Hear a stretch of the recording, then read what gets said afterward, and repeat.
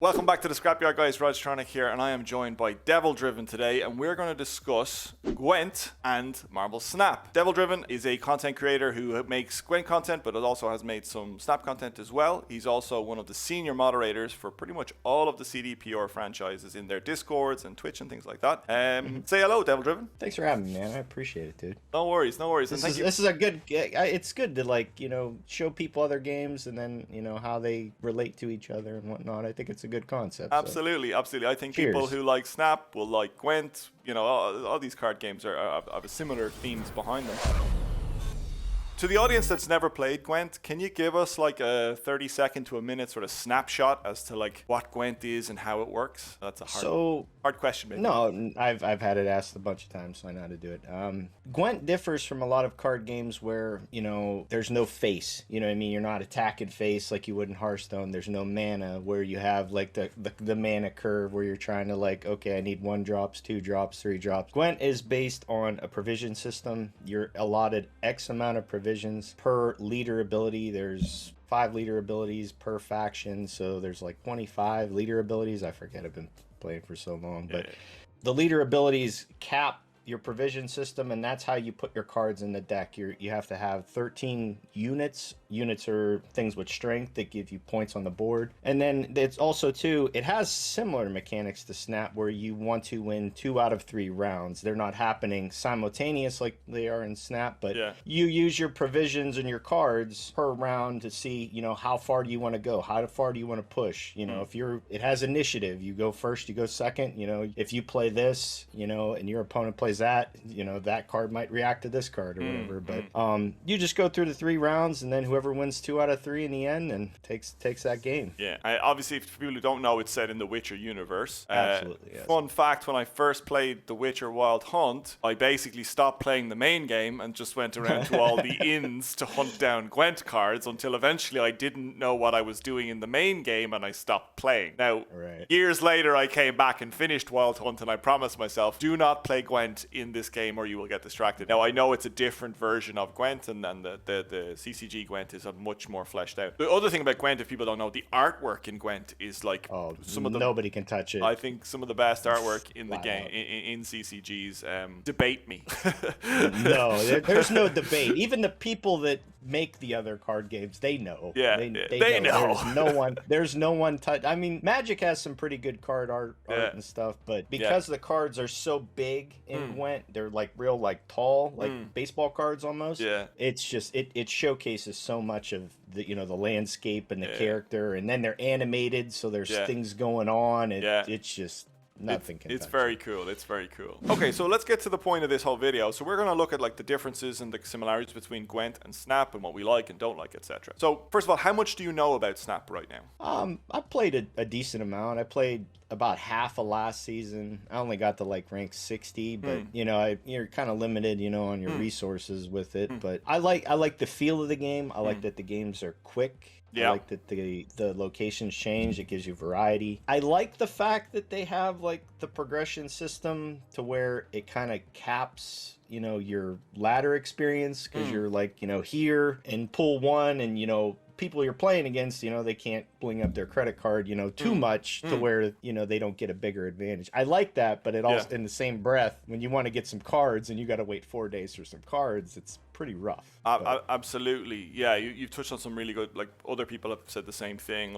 There are pros and cons to the progression system in Marble Snap. How does it compare to the progression system in Gwent? How does Gwent's progression system work? Can you give us an idea? Gwent's extremely free to play friendly. You could never spend a dime on the game. I did a free to play account 2 or 3 months ago, and I had a meta deck in 2 weeks. Okay. And I made it up to, I think it was rank 2, and they go up to 0. So free to play, as long as you're happy within that first month, you're going to be playing one faction. You're going to get the specific cards of that faction, little by little, but it's very free to play friendly. It has a GG option where you give scraps to people, and it helps you to craft cards and stuff. Yeah, so that's one thing I love about Gwent is that, you have that option at the end to basically donate your opponent like a small like token, like you said, scrap, which is the unless they play mill, and then you just don't GG them. You just give them the finger and tell them to go away.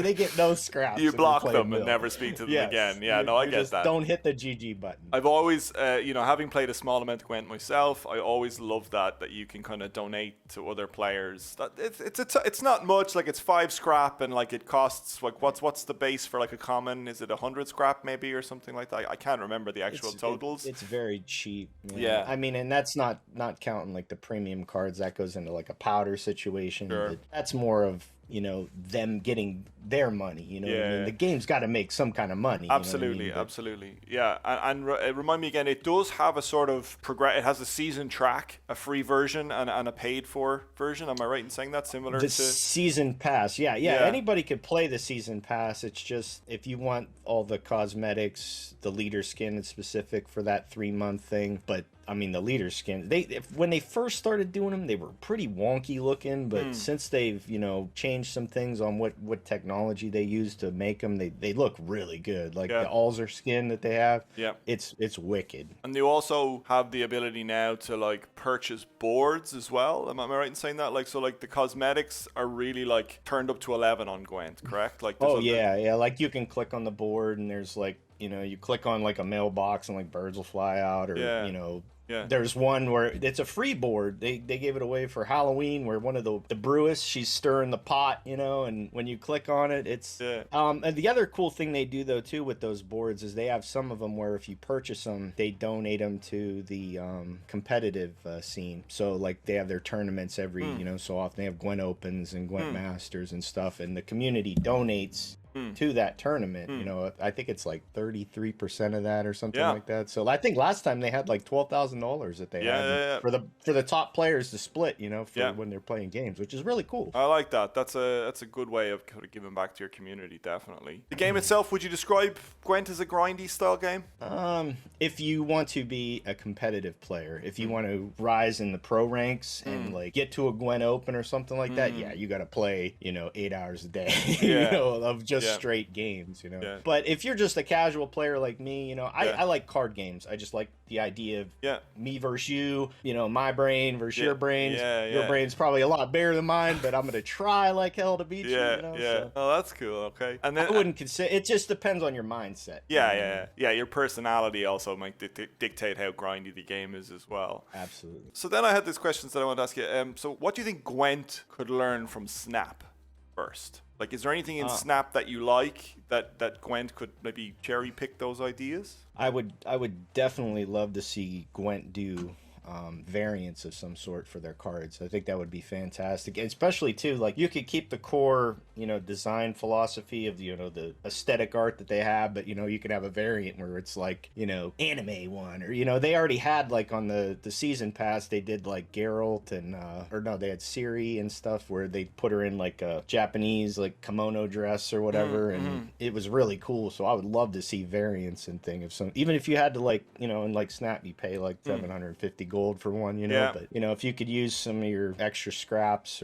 or whatever to get one, that would be fantastic. Trying to think of some others. I definitely wouldn't want them to use the progression system that thing is for like getting your cards and stuff like that. So then really, the next question then is, what do you think Snap can learn from Gwent? I think Snap can learn a lot from Gwent. There's a lot of design space that they really haven't used yet. You have all these different cards with, everybody knows these, the X-Men, the thing. They could start, I think one thing they really need to do is like make positioning matter more in Snap. Like, create like pocket synergies where if you got this over here and this over here, X happens or whatever. I'd like to see them do like tribal synergies of some sort, because you have mutants, you have villains, heroes, all kinds. There's so many different possibilities with that, because there's you can have, I don't know, rock people or whatever.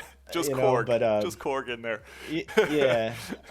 Yeah, that's a great suggestion actually. I like that. I hadn't heard that before. Yeah, like that tribe synergy. That could be cool. Yeah, because it's just an easy tag that you add to the card, and then you know, like then you can add other cards that say, you know, you play 3 X-Men and you know, Wolverine goes berserk or something. You know what I mean? There's just, you know, it's something that you could could really, you know, build on that. Yeah. I don't know if they could do it, but leader abilities are like a hero ability of some sort for you know, for different, you know, you pick a leader ability and like maybe you can't pick from villains, or say you can't pick from heroes, or I see what something you mean. like that. Yeah. Something that like limits your deck building options but gives you a super powerful effect, like something like like a one shot ability. Yeah, like in Gwent, that is just that extra level of sort of deck building and theory behind it. Yeah, I like that a lot. So the last question I'll give you to then. So maybe it'll be controversial. Which do you prefer? I'll always take Gwen over thing because I've had so much love for it. The community has embraced me so much. It's given me so much out of it. You know, I've revealed like 5 cards of the world. You know? You know, I'm going to Poland next month. You know, so it's like, you know, nice. I'm always gonna pick Gwen. But I mean, I am really loving Snap. You know, I like the fact that it's quick games. You know, you can play it on your phone. You know, you can have a real good time with it, and it is really similar to Gwent. It just has some things that I don't like, and there's some things that I really do like. Yeah, I mean, let's be honest. We're talking about a game that's still in beta, so you know, who knows what's coming down the line. It's hard to be too critical on the game. It's hard to be too critical on some of the issues. I'm sure the feedback's been taken. I know the team have already said they have a million more ideas that they want to roll out over time, and I imagine, you know, they've been working on this for years. I'd say, you know, it's like, get a base version out there. Let's get it tested. We'll worry about, you know, the stuff we want to add as we go. Yeah. One thing I will say that's really, really odd is they've started seasons with a limited peoples. It's like, why, I don't understand why they would start like the Atlantis thing, or you know, the Thor Love and Thunder thing, when the game's only available in like 4 countries. And like, you know, it's just I don't know, it just feels like the people that are on the outside looking in are starting to resent it more and more because they're not, you know, they're missing out on Thor, you know. It's like, you know, or you know, 100%. That's a very good point, actually. That could be an entire other video topic, to be honest with you. And you've actually given me an idea for another video talk. Or you could take this one. Maybe I'll come on your channel and we'll talk about that. I don't know. But yeah, like it's an interesting choice. Maybe not one that everyone's a massive fan of. You just hope that, you know, general public gets access as soon as possible. All right, I'm going to leave the video there. That's been great. Devil Driven, thank you so much for joining me for this little quick chat on, I won't call it Gwent versus Snap. That's a little bit too antagonistic. It might go on my thumbnail, though. click that. Absolutely. Anything particular you want to plug that you're proud of, or you've created, or you want me to put in the description down below and have the viewers watch or look at? You can just always check out my, you know, YouTube or Twitch. I'll give him the details on that. My streaming schedule is really sporadic, but you know, I do it here and there, and but I try to upload. I've had a lot of life changes lately. I used to be able to upload videos, you know, every day, and so, but you know, just check out my YouTube and channels, and Snap videos, Gwent videos. I'll put your Twitter and everything in there as well, so go follow Devil Driven, anybody who wants to stay up to date on Snap and Gwent content. And yeah, that's been the video. Thank you very much for watching. Make sure you hit like and subscribe if you like these kinds of videos, and we'll catch you in the next one. All right, bye.